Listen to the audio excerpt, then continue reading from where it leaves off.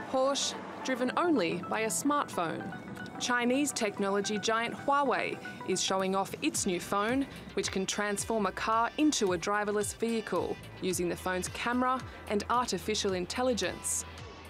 So there is AI running on the phone, on the chip. It has been trained to identify about 1,000 objects, and because it's AI, it can learn new objects as well. And when it recognizes the object, the camera is scanning the road conditions. The phone understands what is in the road, and it also understands what actually is that element. So not that there is something in the road like you would see that from autonomous cars these days, but truly understand what is that element, and it can react differently to whatever is in that way. Huawei's hands-free drive is still evolving. This is similar to the human brain. So it learns that in the training process, it learns to understand what it actually means. So when you have a little kid, you will show him paper books or picture books and say, okay, this is a car, this is a kid. Similar it works with AI. So it's being trained and it makes mistakes, and then the mistakes are corrected. Connecting cars to each other and traffic infrastructure could change road conditions. Vehicles could avoid traffic jams, be alerted to a pedestrian before they're visible to the eye, or accidents could be prevented by an algorithm which identifies risks from other connected cars, triggering an alarm or emergency brake. To be able to do this, it's all about speed. Internet speed, that is.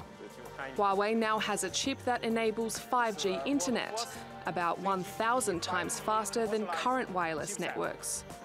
In December, the tech industry agreed on most universal standards for 5G, clearing the way for future wireless connections to support driverless cars and traffic systems.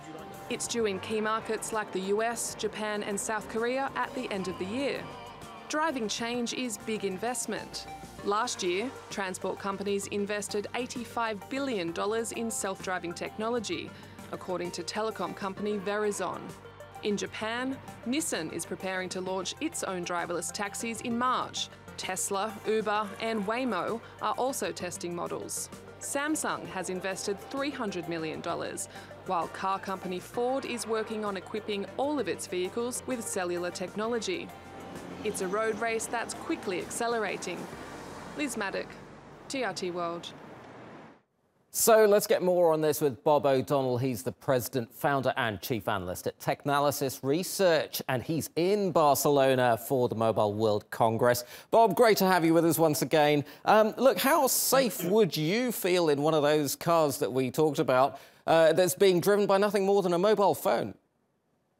I think we have a ways to go before we get to that particular vision of autonomous cars. There's been a lot of progress, but I think that one was a bit of a show more than a real test of it, clearly based on the display and everything that they were doing. But look, you know, what we are seeing here at MWC this year is, of course, a lot around 5G.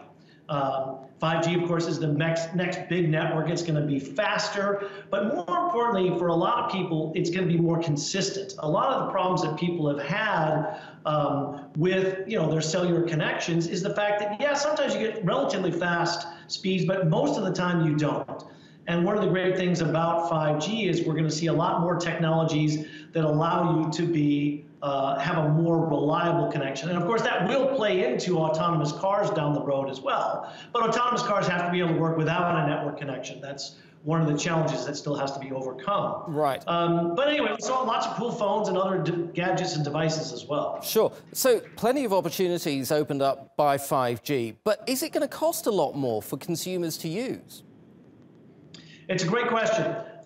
Initially, probably not. The way 5G is going to roll out around the world is it's going to really build on 4G and 4G LTE that we currently have. And in fact, the first version of what they call 5G will be NSA, for non-standalone, meaning it works on top of a 4G network. A few years later, we will have what they call standalone 5G, which will be completely separate. What we're going to see is initially the networks are going to be organized to support it. So we had companies like Ericsson and Nokia and Huawei and Samsung talking about the infrastructure to do that. And then we're going to have devices, and they'll be out in 2019. They should be around the same cost as the current ones we have. OK, we're going to have to leave it there. Bob O'Donnell of TECHnalysis Research, thank you ever so much.